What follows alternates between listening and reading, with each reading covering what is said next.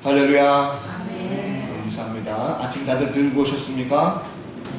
힘이 하나도 없으신 것 같아요. 다시 한번 하겠습니다. 할렐루야. 아멘. 감사합니다. 오늘도 함께 하신 여러분들 진심으로 사랑하고 또 축복합니다. 하나님께서 우리를 부르셨습니다. 내 마음대로 온 것 같지만 내 마음대로 온 것이 아니라 하나님께서 환경과 여건을 만들어주셔서 오늘도 마음을 결단케 하고 또 발걸음이 되시는 줄 믿습니다. 어떤 한 학생이 늦은 시간에, 밤늦은 시간에 4호선 지하철을 타고 있었답니다. 아마 다시 타보신 분 아시겠지만 대부분 그 시간에는 사람들이 없다 보니까 띄엄띄엄 떨어져 앉는 그런 상황이죠. 그 학생 앞에 아주 수에 건강하게 취한 듯한 아저씨가 한 분 앉아 계셨대요. 그런데 그 아저씨가 갑자기 학생에게 막 앞으로 오라고 손짓을 하더랍니다. 그래서 이 학생은 그냥 아무렇지도 않게 다가갔죠. 옆에 앉으라 해서 옆에 앉았답니다. 그때 이 아저씨가 하신 말씀이 이 지하철 기름으로 가는 거 맞지? 이렇게 물으더래요. 그 학생이 아니요, 전기로 가는 거죠, 지하철은. 이렇게 얘기했답니다. 그때 이 아저씨가 갑자기 깜짝 놀라면서 문이 닫히기 전에 타닥 때려가지고 지하철에서 내렸답니다. 좀 가다가 방송으로 이런 말이 나왔답니다. 이번 역은 기름역입니다. 내리시는 건 음식입니다. 방송이 나왔다고 해서. 그럼 섣부른 판단은 이 한 사람의 방향을 바꿉니다. 또 더 나아가게 되면 그 한마디 말에 인생이 바뀌는 그런 경우가 있습니다. 주중에 광주에서 참 안타까운 사건이 있었죠. 낡은 건물을 철거 해체한 작업 중에 사람의 안일한 생각 그리고 잘못된 판단 이런 것 때문에 사상자가 많이 나는 이런 사고가 발생했습니다. 좀 더 원칙적으로 그리고 신중하게 했더라면 참 좋았을 것을 하는 이런 아쉬움이 있습니다. 그렇게 보면 사람의 생각이라는 것은 항상 불안정합니다. 그래서 항상 늘 실수하기도 하고 잘못되죠. 그러나 하나님은 완전하신 분이십니다. 완전하신 하나님께서 오늘 우리 주신 말씀, 이 말씀도 그냥 인간의 소리가 아니라 저를 통해서 하나님께 하신 말씀이다라는 것을 깨달으시고 다시 한번 그 말씀을 통해서 우리의 믿음을 점검할 수 있는 복된 시간 되었으면 좋겠습니다. 그런 시간 되시기를 주님 여러분을 강하게 축복합니다. 자, 오늘 본문의 말씀을 좀 살펴보면 이 모세와 아론이 이제 당시의 최강국이었던 애굽의 바로에게 나아가죠. 바로는 신과 같은 존재라 했습니다. 바로, 파라오라고 그러죠. 파라오라는 것이 곧 신의 아들이라는 뜻입니다. 왕 자체가 신적인 존재죠. 그런 바로에게 모세가 가서 여호와 하나님께서 이 이스라엘 백성들을 보내라고 하신다라고 하니까 얼마나 화가 많이 났겠습니까? 자신이 신인데 또 다른 신이 와서 명령 내린 것에 대해서 몹시 불쾌하게 생각합니다. 그래서 바로가 분노하게 되죠. 이 바로의 분노라는 것은 고스란히 이스라엘 백성들에게 노동으로, 고역으로 이어지게 됐습니다. 자, 전에는 벽돌을 만드는데 필요한 짚을 공급해 주지만 이제는 직접 주어서 만들어라. 대신 벽돌의 수량은 똑같이 맞춰라 라는 그런 지시를 받았습니다. 바로 이런 미움이라는 것은 곧 이스라엘 백성들에게 두려움과 고통으로 작용이 됩니다.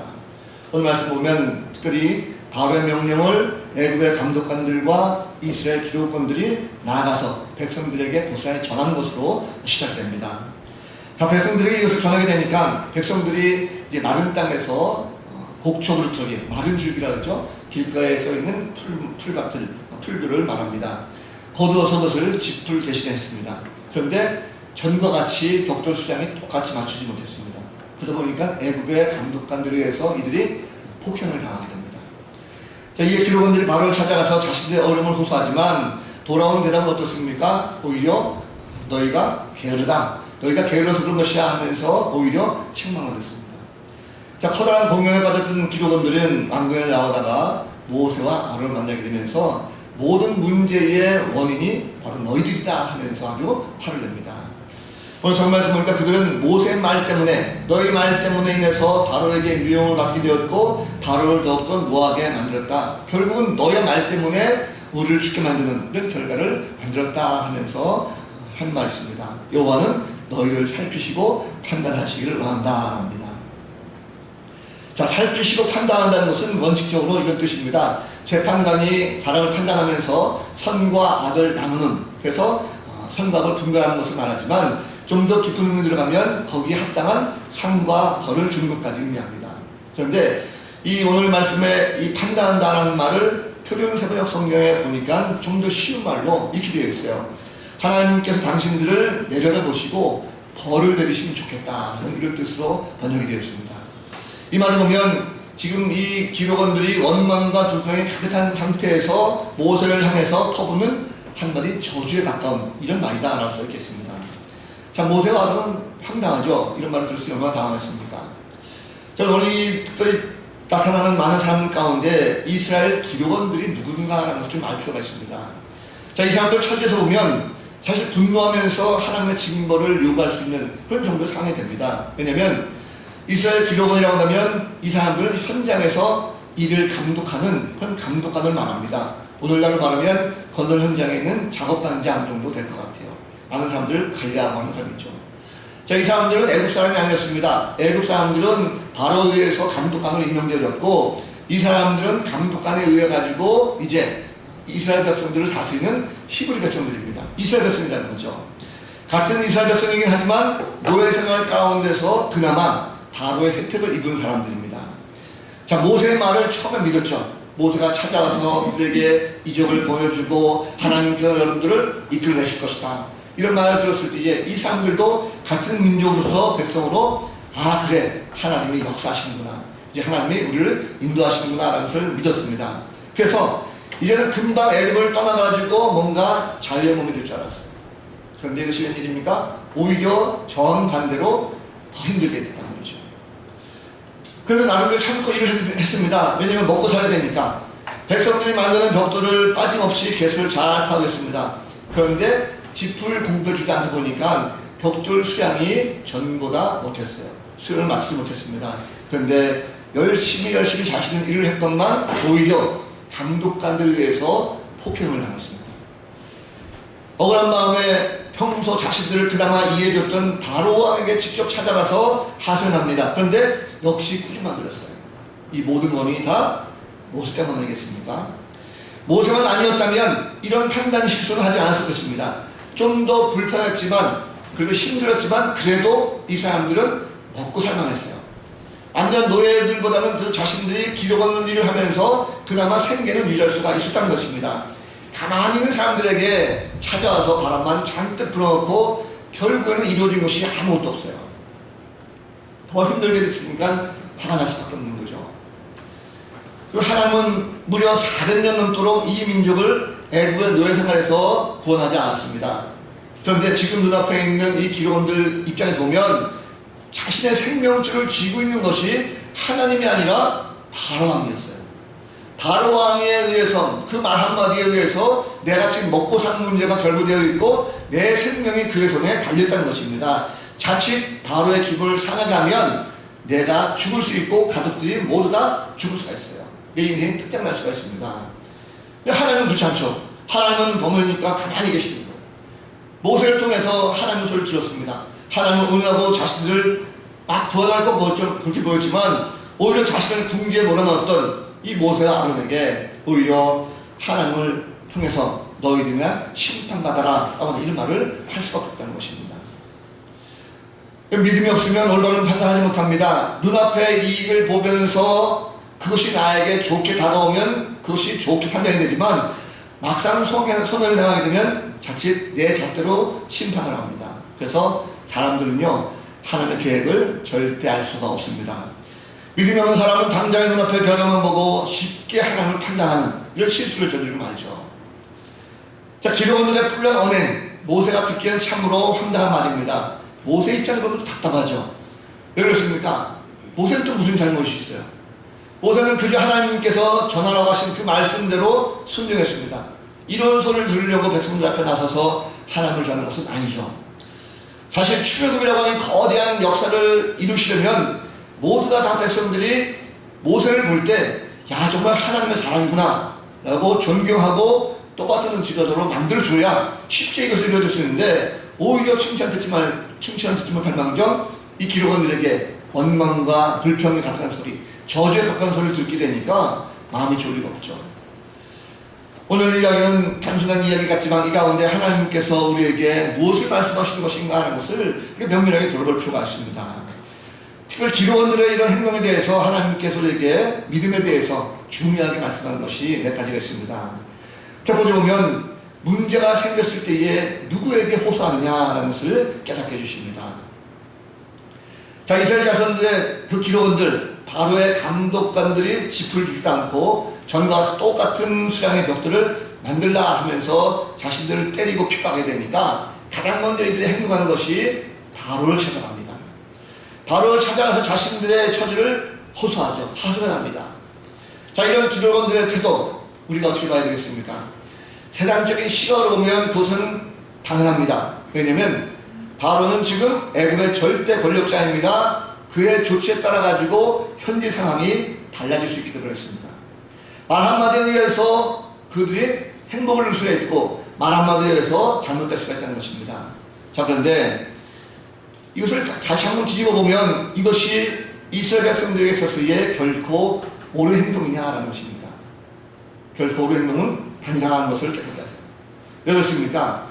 그럼 지금 이 기록원들은 애굽 민족이 아니라 이스라엘 민족이었어요. 이스라엘 백성입니다. 그렇다고 하면 이스라엘 백성 신분이 무엇입니까? 비록 그들은 오랜 기간 동안 애굽에서 정선하고 있지만 그들은 분명히 하나님의 백성들입니다.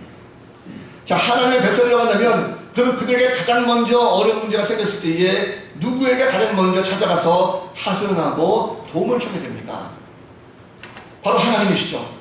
자, 그런데 이스라엘 백성들은 하나님이 아니라 도리어 자신들을 핍박하고 자신들을 어렵게 하고 있는 세상의 지도자 바로에게 찾아가서 자신의 처지를 하소연하고 도움을 요청한 것입니다.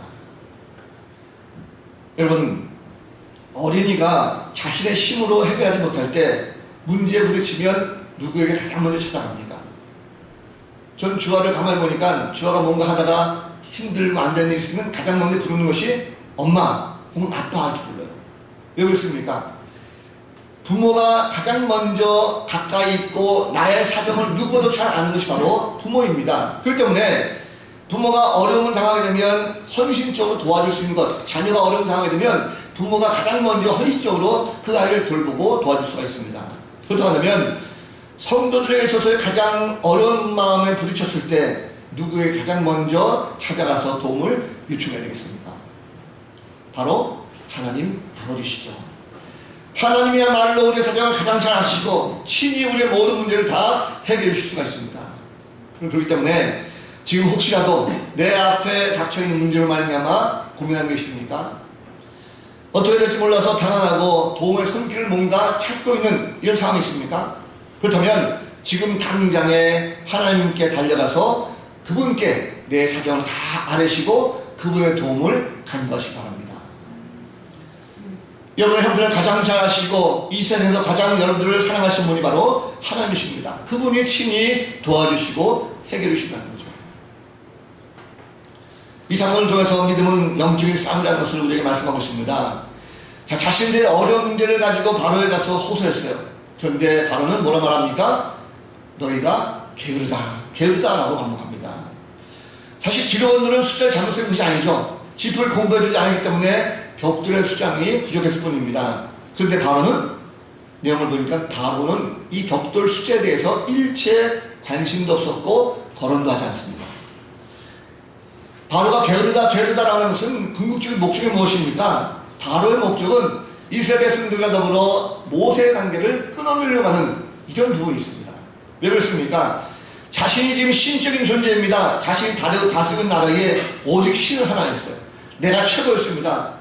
바로 왕 자신이 신이었어요. 그런데 그 어떤 신도 자신을 넘보지 못했던 지난 세월이었건만 갑자기 모세라고 하는 인물이 나타나서 여호와 하나님, 이스라엘 하나님을 얘기하면서 히브리 민족을 풀어나가는 거예요. 바로의 궁극적인 목적은 이스라엘 민족이 모세의 말을 믿지 못하고 하나님과의 단절된 관계를 만들고자 하는 그 계략 거기에 담겨 있습니다. 영적 싸움이죠. 더 깊이 들여다보면 바로는 세상을 말합니다. 사탄은 상징합니다. 바로가 기록원들을 이해를 듣지 않고 게으르다 하면서 그들을 모세에서 끊어보려고 하는 것은 바로 믿는 자들을 통해서 하나님과 관계를 끊으려고 하는 사단의 계략이 거기에 담겨있다는 것입니다.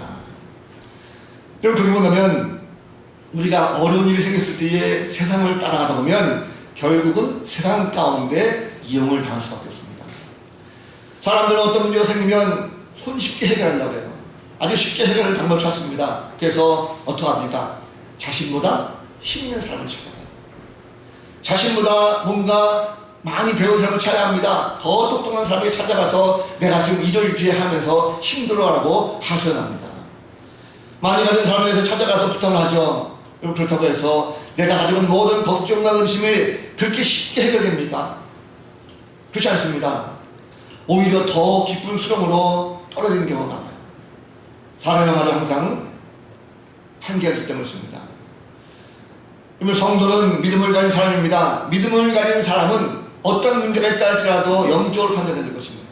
만약 영적인 문제를 가지고 육신적으로 해결하려고 한다면 오히려 더 마음만 다치고 힘들어진다는 것입니다. 그래서 하나님은 믿음이 없으면 원망과 불평이 생긴다는 것을 말씀하고 있어요.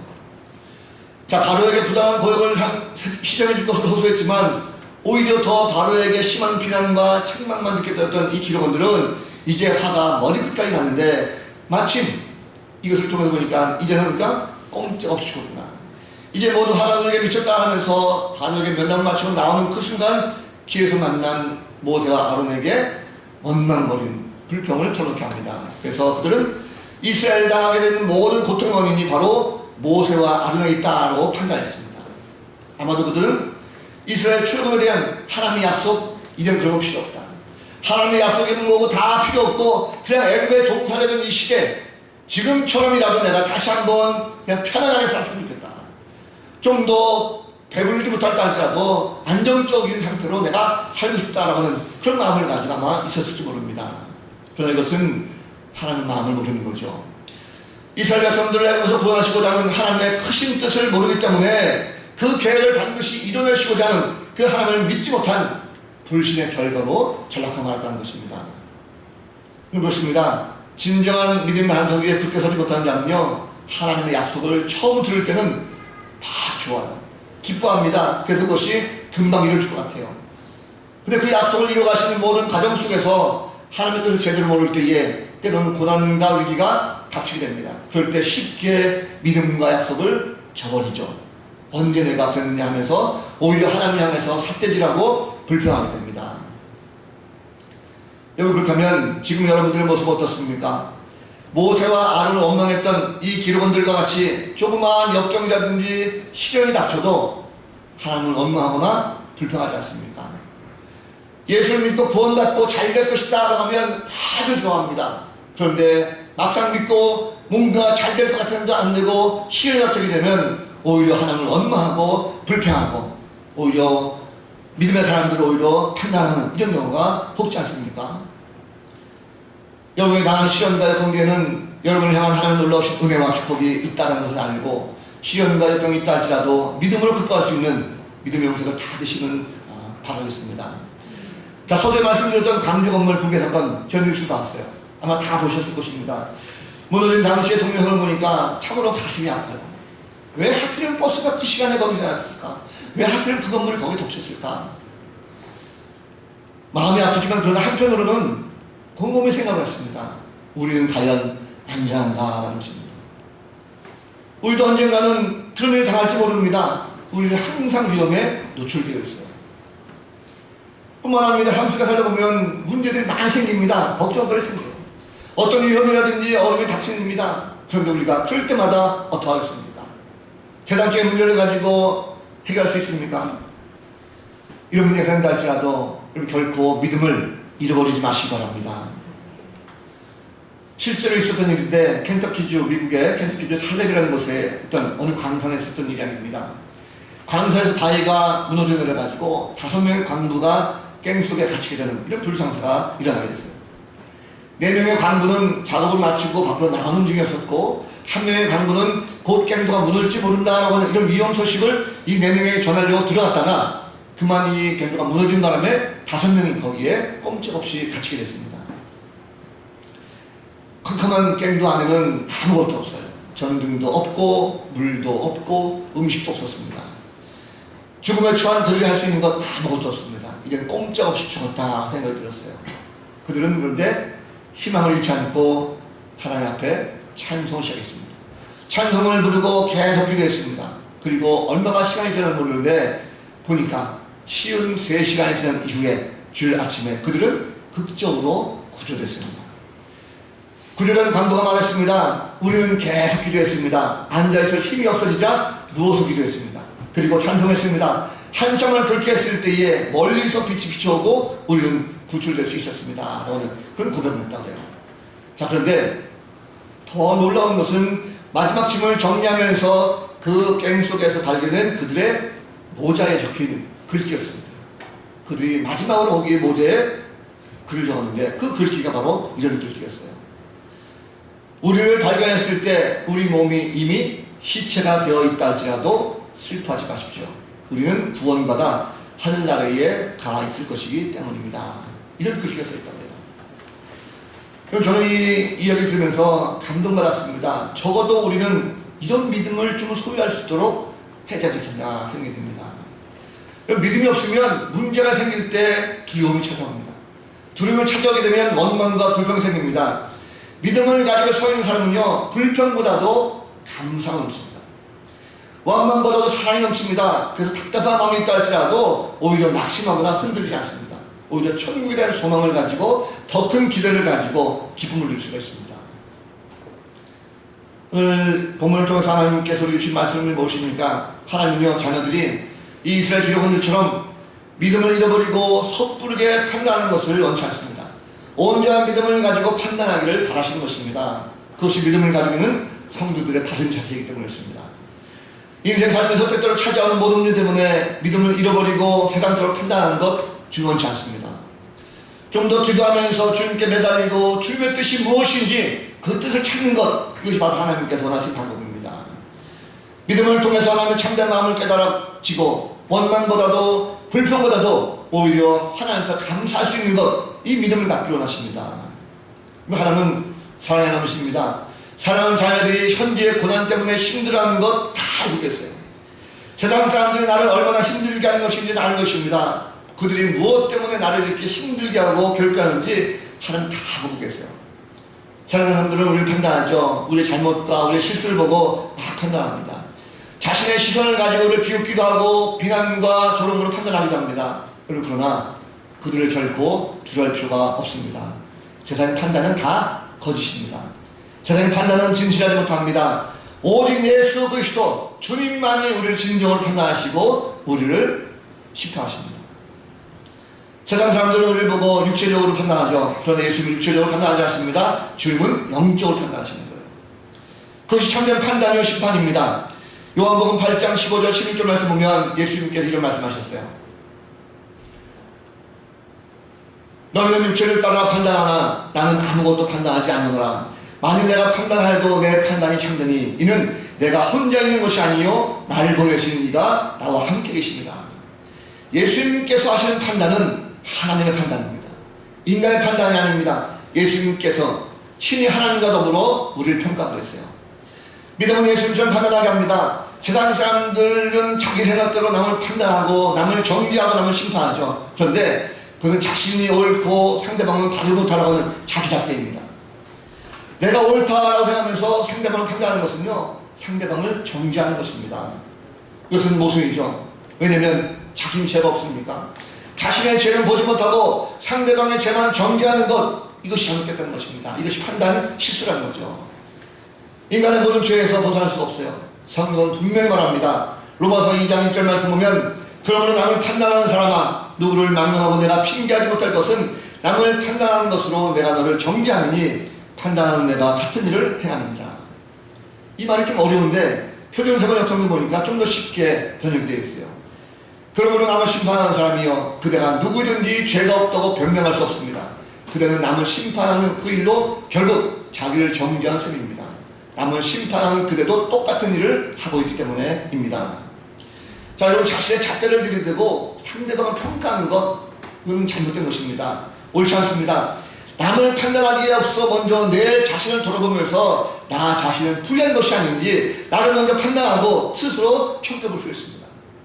그렇다고 해서 너무 죄의식에 살아도 필요 없습니다. 그러면 나는 죄가 있으니까 절대 남을 평가할 수가 없구나 라고 판단하는 것이죠. 이것은 사람의 교묘한 계량에 불과합니다. 무엇인가 판단하고자 할 때에 스스로 죄의 굴레 속에서 헤어나지 못하도록 사단은 늘 죄를 기억나게 하고 우리를 얽매게 합니다. 그러나 우리는 이미 예수 그리스도 믿음을 말미암아 구원을 받은 존재입니다. 이제 저를 말미암아 구속되는 것은 없어요. 사도 바울의 유명한 고백입니다. 로마서 8장 1절과 2절 말씀 보면 그러므로 이제 그리스도 예수 안에 있는 자에게는 결코 정죄함이 없나니 이는 그리스도 예수 안에 있는 생명의 성령의 법이 죄와 사망의 법에서 너를 해방하였습니다. 말씀합니다. 그렇습니다. 예수 그리스도에 대한 믿음으로 말미암아 이제 우리의 생명은 진정한 자유를 얻게 되었습니다. 주님은 십자가 보혈로 말미암아 죄와 사망에서 우리를 자유롭게 해방시켜 주셨어요. 이제 예수 그리스도 믿는 사람들은 다시는 죄의 노예가 되지 않습니다. 여기 이렇게 보면 세상 사람들과 우리는 천차만별 차이가 있습니다. 세상 사람들은 아직도 자신의 잣대를 남을 평가하고 남을 판단하죠.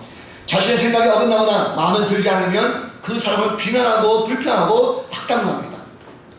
혹시라도 자신에게 불이익이 생기면 심한 욕설까지 거침없이 내뱉죠. 그러나 주님의 판단은 다릅니다. 주님은 믿음을 판단하세요. 우리의 믿음은 판단받습니다. 마지막 때에 주님께서 오시게 되면 주님이 칭찬하실지 아니면 심판하실지 판단하십니다. 주님 다시 오실 때 믿음을 가진 사람들은 잘했다 칭찬받지만 믿음이 없는 자들은 심판을 통해서 영원한 불못에 던져지게 될 것입니다. 믿음은 올바른 판단을 하게 됩니다. 무엇이 옳고 무엇이 그른지 정확하게 판단할 수 있는 것, 이것이 바로 믿음입니다. 믿음의 시각을 바라보며 결정하는 것, 항상 좋은 결과 갖게 되어 있어요. 그러나 믿음이 없이 판단하는 것은요, 헛된 것을 찾아가게 되어 있습니다. 좋은 결과보다는 오히려 더욱더 궁지에 몰리게 되고 감사보다는 원망과 불평이 생기게 되어 있어요. 진정 믿음을 가진 애들은 어떤 일이든지 정확한 판단을 하게 되어 있습니다. 오늘 말씀 가운데 모세는요, 진정한 판단과 심판하시는 분, 그분이 누구인지 알았어요. 그래서 그는 항상 문제가 생기면 세상 사람들을 찾아가서 그들에게 호소하는 것이 아니라 오직 하나님께 그는 무릎 꿇고 호소했습니다. 남을 쉽게 판단하면서 저주하지 않고 항상 하나님께 맞춰서 그 사람들을 선한 길로 인도하는 바로 영적인 지도자가 됐다는 것입니다. 비록 백성들이 자신에게 원망과 불평을 해도 결코 그들을 포기하거나 자기의 작도를 평가하지 않았어요. 모세는 항상 문제가 있을 때마다 구체적으로 하나님 앞에 기도했습니다. 하나님 인도하심 따라서 철저하게 예배드릴 모습을 보였다는 것입니다. 살면서 많은 사람들을 판단하기도 하고 또한 사람들에게 판단받기도 합니다. 우리들 중에는 보면 사람들이 좋은 평가받는 삶이 있는가 하면 나쁜 평가받을 때도 있어요. 그래서 그 때문에 시험에 들기도 합니다. 그럼 남을 판단하는 실수를 범하지 마시기 바랍니다. 일을 처리하는 데 마찬가지죠. 내 생각으로 신중하게 생각하고 결정한다고 하지만 다 좋은 결과가 있지 않습니다. 중요한 것은 바로 믿음입니다. 믿음으로 판단하는 것은 옳은 결과가 가져가게 됐어요. 어떤 거든지 우리가 믿음을 견고하게 할 수 있는 거 필요합니다. 그래서 우리가 어떻게 하면 믿음을 더욱더 견고해서 좋은 판단을 할 수 있을까? 그것은 바로 우리의 생각을 주관하시는 바로 주님의 손에 달렸습니다. 주님께 뜻을 묻고 주님께 판단을 맡게 되는 것입니다. 주님은 결코 우리를 엉뚱한 길로 내버리지 않습니다. 항상 좋은 곳으로 우리를 보내주십니다. 주님을 만나서 주님의 뜻을 물어보는 것 좋은 방법이죠. 그래서 그 실수가 없으신 주의 뜻을 자꾸 묻는 것 굉장히 필요합니다. 여러분 세상 사람들에게 찾아가서 나의 어려움을 하소연하지 말고 주님께 호소하시기 바랍니다. 세상 사람들은 우리를 거절해도 주님은 절대 거절하잖아요. 수십 번 수백 번 찾아와서 주님께 호소해도 주님은 다 받아주십니다. 세상 사람들은 깨를 불려서 우리를 이용하고 우리의 입술에 부정을 가득 채우지만 주님의 인도하심은 그렇지 않습니다. 주님은 우리를 항상 우리의 입술에 감사와 찬양 넘치게 해주시고 주님의 뜻을 펼치게 만들어주십니다. 우리가 어떻게 주님의 뜻을 물을 수 있을까? 예배를 통해서 가능합니다. 예배를 통해서 주의 음성을 들어야 될 것입니다. 우리가 말씀을 들을 때 주의 음성을 들을 수 있습니다. 기도할 때에 주의 음성을 듣고 판단할 수가 있습니다. 찬양을 부를 때 주님의 진정으로 뜻이 무엇인지를 알 수가 있습니다. 여러분 더 가면 우리 예배를 다시 한번 돌아볼 필요가 있습니다. 내 자신의 예배 어떻습니까? 예배에 실패하면 영적으로 판단이 쉬워집니다. 그런 예배가 성공하게 된다면 내 마음속의 영적인 판단이 선명하게 드러날 수가 있습니다. 장기화된 코로나19로 말미암아 나의 영적 상태가 어떻습니까? 우리는 스스로 많이 침체됐다는 것을 아마도 스스로 많이 느끼실 거예요. 그렇다면 우리의 믿음 자체가 많이 후퇴한 것입니다. 믿음은 앞으로 나아가야 되는 것입니다. 뒤로 후퇴하는 것 주님 원치 않습니다. 6월달 우리가 예배 회복을 위해서 계속적으로 말씀하고 있어요. 우리 예배가 정말 성도들에게 모두가 다 회복될 수 있는 그런 시간 되길 바랍니다. 주중에 예배에 좀 나오시라 말씀드렸어요. 성도 모두에게 예배에 갈급한 마음이 있길 원합니다. 그래서 적어도 일주일에 한 번의 예배로 만족하지 마시고 적어도 내가 예배에 나올 수 있다고 하면 계속적으로 갈망함을 가지고 나왔으면 좋겠습니다. 하나님의 임재가 있는 예배, 그 예배는요 몇 시간 나와도 감격과 감동이 거기에 넘칩니다. 은혜가 넘칩니다.